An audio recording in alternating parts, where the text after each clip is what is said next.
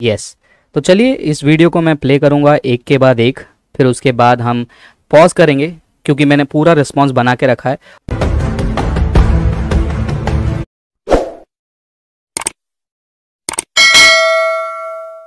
Let us सी। व्यक्तित्व तीन है, पिता, पुत्र और पवित्र आत्मा, जो तीनों को इक्वल हैं और को एग्जिस्ट करते हैं, मतलब वो एक समान है। ओह ब्रदर फ्रांसिस, अगर आप परमेश्वर को तीन व्यक्तित्वों में बांट रहे हैं, एक ही परमेश्वर को तीन व्यक्ति बना रहे हैं। देखो वापस से यहाँ पर एक और कैटेगोरिकल एरर इन्होंने किया। ये लॉजिकल फैलेसी को समझिए। ये कैटेगोरिकल एरर इन्होंने क्या किया, फिर से ध्यान से सुनिएगा। ये सिर्फ रेफ्यूटेशन वीडियो नहीं है, ये आपको सीखने के लिए मौका है बारीकी से कैसे चीजों को सुनना है। सुनिए। एग्जिस्ट करते हैं, मतलब वो एक समान है। ओह ब्रदर फ्रांसिस, अगर आप परमेश्वर को तीन व्यक्तित्वों में बांट रहे हैं, एक ही परमेश्वर को तीन व्यक्तित्वों में बांट रहे हैं, क्या हमारा कोई भी डेफिनेशन ऐसा है? परमेश्वर को तीन व्यक्तित्व में हम नहीं बांट रहे हैं। परमेश्वर तीन व्यक्तित्व है। बांटने का मतलब क्या होता है? एक ही व्यक्ति है जिसको तीन टुकड़ों में बांटा जा रहा है। क्या मैं ये कह रहा हूं एक ही व्यक्ति है या फिर एक अस्तित्व है? समझ रहे हैं आप लोग दिक्कत कहां पर आ रही है? जब तक इनको ये अस्तित्व व्यक्तित्व का कॉन्सेप्ट क्लियर नहीं होगा तब तक ये आगे बढ़ ही नहीं सकते हैं। एंटी ट्रिनिटेरियंस का ब्रेक पॉइंट वहीं पर है, वहीं पर ब्रेक लगाकर वो खड़े रहते हैं। चलिए आगे सुनते हैं। को तीन व्यक्ति बना रहे हैं, तो कम से कम ये तो मान लेते हैं कि वे तीनों को इक्वल नहीं है। तो यानी कि अब ये मुझे बेनिफिट ऑफ डाउट कह रहे हैं, सिलू भाई कह रहे हैं कि अगर तीन व्यक्तित्व हैं भी, वो तीनों व्यक्तित्व को इक्वल नहीं है। यानी कि मैं क्रिश्चियन ट्रिनिटेरियन में हमारा बिलीफ ये है कि पिता, पुत्र, पवित्र आत्मा तीनों समकालिक हैं, समतुल्य हैं, समान हैं। लेकिन सिलू भाई इस बात को नहीं मानते, ये दूसरे हेरेसी की ओर जा रहे हैं। ध्यान से सुनिएगा। वो कहते हैं कि तीनों व्यक्ति पिता, पुत्र, पवित्र आत्मा समान नहीं है, को इक्वल नहीं है। क्यों नहीं है, उनका आर्गुमेंट सुनिए। कम से कम ये तो मान लेते वे तीनों एक समान नहीं है। आप ये कैसे कह दे रहे हैं वे तीनों को इक्वल और वे को एक्सिस्ट करते हैं? तो उन्होंने मुझे पूछा कि आप ये कैसे कह सकते हैं कि वो तीनों को इक्वल हैं और को एग्जिस्ट करते हैं। उसका मैं सिंपल देखिए, ज़्यादा डिटेल वीडियो बनाने का मेरा इंटरेस्ट नहीं है क्योंकि सिखाने के लिए वीडियो बना रहा हूँ ना। अगर मुझे स्कॉलरली रेफ्यूटेशन डालना है तो ज़बरदस्त और भी मैं ग्रीक, हिब्रू सब निकाल कर यहाँ पर डालूंगा, बट बेसिक लेवल पर सबको समझ में आना चाहिए, इसलिए मैं आपको बता रहा हूँ। तो यहाँ पर इन्होंने पूछा, उसका सवाल का जवाब ये सुनिए। को इक्वल का उत्पत्ति एक काफ़ी, सॉरी जॉन 1:1 काफ़ी नहीं है। वहाँ पर क्या लिखा है? In the beginning was the word was with God, and the word was God। वचन 14 में जो नीचे उतर कर आइए, 2:3 में लिखा है कि उस वर्ड से ही सब कुछ क्रिएट हुआ है, उसके बिना कुछ नहीं हुआ है। 14th वचन में क्या लिखा है? The word became flesh and dwelt among us, जिसको जीसस कहा गया। तो यानी कि 14 वचन में जीसस है, ठीक है, जो वर्ड है। अब उस वर्ड को जीसस इस शब्द के साथ हम रिप्लेस करके जॉन 1:1 को पढ़ते हैं, ठीक है। In the beginning was Jesus, Jesus was with God and Jesus was God. फिर से सुनिए।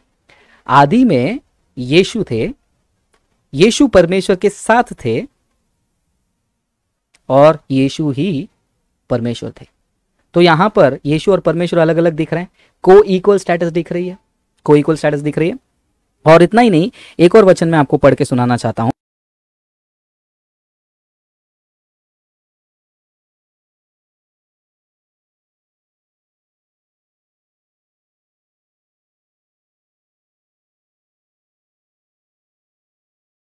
तो कि मैंने डिबेट में भी बोला था, वो आप पढ़ सकते हो। जॉन चैप्टर 17 वर्स नंबर 5, यूहन्ना 17वां अध्याय 5वें वचन में यहां पर क्या लिखा है देखिए। वहां पर यीशु मसीह कहते हैं, and now Father, glorify me in your presence with the glory I had with you before the world began। Hindi में अभी ओपन करने के लिए टाइम नहीं है, तो मेरा अनुवाद खराब है तो माफ कर लेना, आप हिंदी में पढ़ लेना।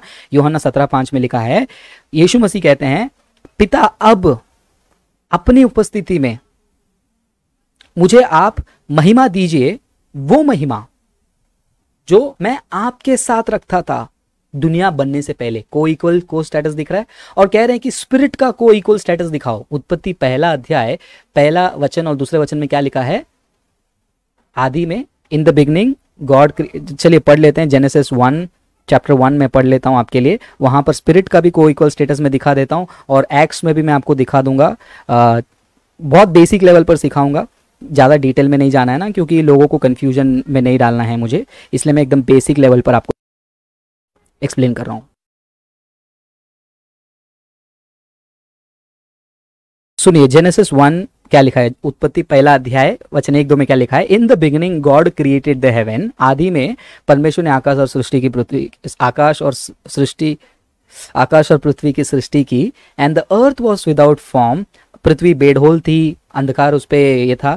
And the spirit of God, परमेश्वर की आत्मा, hovering, it was moved upon the face of the water, वो पानी के ऊपर क्या कर रहे थे? मंडरा रहे थे।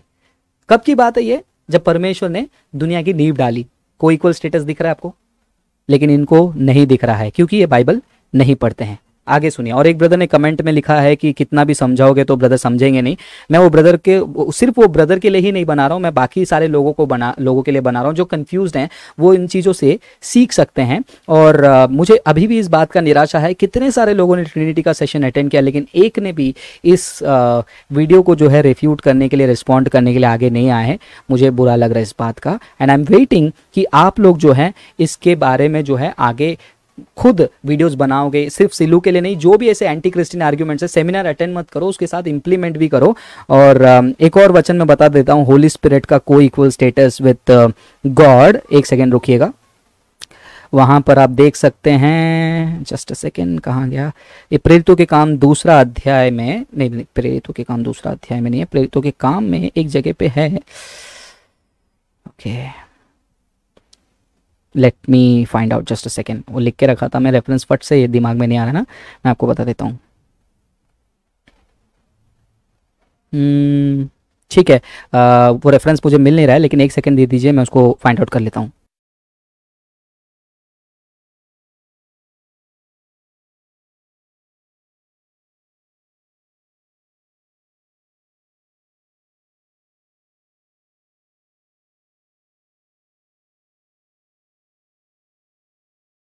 चलिए, ये मिलेगा हमको उत्पत्ति की किताब 5वां अध्याय में। अनन्या सफीरा की स्टोरी जानते हैं आप, वहां पर देखिए, उसको मैं पढ़ता हूँ। वहां पर क्या लिखा है? अनन्या सफीरा के बारे में लिखा है, उन्होंने ये दान वगैरह लाकर रखने के लिए कहा ना, तो वहां पर देखिए, देन पीटर सेड, तीसरा वचन सुनिए, then Peter said, Ananias, how is it that Satan has so filled your heart that you have lied to the Holy Spirit. यहाँ पर तीसरे वचन में पतरस क्या कहते हैं? तुमने पवित्र आत्मा के खिलाफ जो है झूठ बोला है ना, यही लिखा है ना। हिंदी में ओपन कर लेता हूँ ना, नहीं तो फिर हिंदी इंग्लिश मुझे बहुत ज़्यादा तकलीफ होता है। चले, हिंदी हिंदी हिंदी आ जाओ। हिंदी में एक्चुअली ट्रांसलेशन का प्रॉब्लम होता है, इसके कारण मैं ज़्यादा हिंदी ओपन नहीं करता हूँ। बट एनीवेज, जो लोग सीखने के लिए यहाँ पर है वो लोग कंटिन्यू करके देख रहे हैं, बहुत बढ़िया है। और जो लोग बस छोटे मोटे मसाला के लिए आए थे वो भाग गए। तो तीसरा वचन में देखिए क्या लिखा है? इस पर पतरस ने कहा, हे हनन्याह, शैतान को तूने अपने मन में यह बात क्यों डालने दी कि तूने पवित्र आत्मा से झूठ बोला और खेत को बेचने से मिले धन में से थोड़ा बचा कर रख लिया। अब तीसरे वचन में अनन्या सफीरा के बारे में बात हो रही है, वो किससे झूठ बोल रहे हैं? पवित्र आत्मा से। अब आगे सुनिए, 5वां वचन सुनिए, हनन्या ने जब ये शब्द सुने तो वो पछाड़ खाकर गिर पड़ा और दम तोड़ दिया। जिस किसी ने भी इस विषय में सुना, सब पर गहरा भय छा गया। फिर जवान लोगों ने उठकर उसे कफन में लपेटा और बाहर ले जाकर गाड़ दिया। फिर उसके बाद रुकिए, आगे का वचन, हाँ, हिंदी इंग्लिश में शिफ्ट करने में यही प्रॉब्लम है मुझे। ठीक है, आप देखिए उसी चौथा वचन में क्या लिखा है? हिंदी आ जा, हाँ, उसी चौथा वचन में पढ़िए क्या लिखा है। उसमें लिखा है, सॉरी मैं 5 में चला गया, उसे बेचने से पहले क्या वह तेरी ही नहीं थी? और जब तूने उसे बेच दिया तो वो धन क्या तेरे ही अधिकार में नहीं थी? तूने इस बात की क्यों सोची? तूने मनुष्य से नहीं, परमेश्वर से झूठ बोला है। तीसरा वचन में किसको झूठ बोला है? पवित्र आत्मा से। चौथा वचन में पवित्र आत्मा को क्या बोला जा रहा है? परमेश्वर। तो ये जो आर्ग्यूमेंट है सिलू भाई का, जो को इक्वल को, मतलब बहुत सारे रेफरेंसेस है, एक रेफरेंस मैंने दे दिया, आई थिंक इतना काफ़ी है इस रेफरेंस के लिए। आप चलते हैं आगे, सुनते हैं इनका क्या कहना है। चलिए सुनते हैं। मतलब वे एक समान है। क्या आप कभी बाइबल पढ़ा नहीं? अगर आप तीन व्यक्तित्व को मानते, अगर आप बाइबल पढ़े होते तो ये जरूर समझ पाते कि पुत्र यीशु पिता का इक्वल नहीं है। तो देखा, आप जाने अनजाने में सिलू भाई अपने ज्ञान का प्रदर्शन करने के चक्कर में उन्होंने ये साबित कर दिया कि Jesus is not God. Oh goodness, wow. यानी कि इनके नज़र में यीशु मसीह खुदा नहीं है, क्योंकि वो इक्वल नहीं है ना। अगर यीशु मसीह परमेश्वर के इक्वल नहीं है तो जीसस इज नॉट गॉड। समझ रहे हैं आप कहाँ दिक्कत आ गई, कहाँ जाकर फंस रहे हैं भाई साहब। ये एंटी ट्रिनिटेरियन ही नहीं है, बल्कि ये क्रिश्चियनिटी के basic fundamental doctrine divinity of Jesus को भी ये नहीं मानते हैं, लेकिन बार बार लोगों को क्राइस्ट का पीस देते हैं, शांति देते हैं अपने कमेंट्स में। बहुत ही दुख की बात है।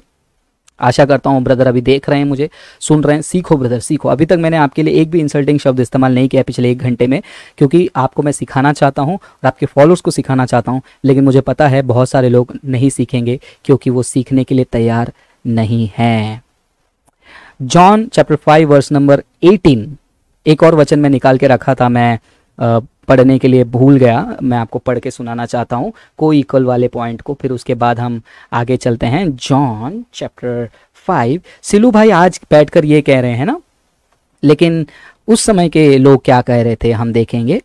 जॉन चैप्टर 5 वर्स नंबर 18 में लिखा है, फॉर दिस रीजन, इस कारणवश they tried all the more to kill him. वो यीशु मसीह को मारना चाहते थे। Not only was he breaking the Sabbath, वो सैबथ के कानून को ही नहीं तोड़ रहे थे Yeshu Masih, but he was even calling God his own father, और परमेश्वर को वो अपना पिता कह रहे थे। यूहन्ना 5:18 पढ़ लेना, पूरा अध्याय पढ़ लेना। और वह आगे क्या लिखा है, making himself equal with God.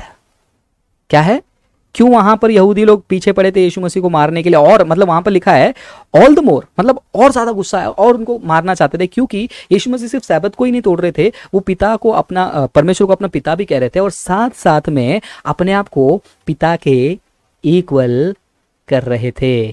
कौन? यीशु मसीह इक्वल कर रहे थे। जॉन 5:18 पढ़ लें, बहुत सारे रेफरेंसेस है, लेकिन समय कम होने की वजह से मैं कुछ कुछ चीज़ों को स्किप कर रहा हूँ। जैसे जैसे दिमाग में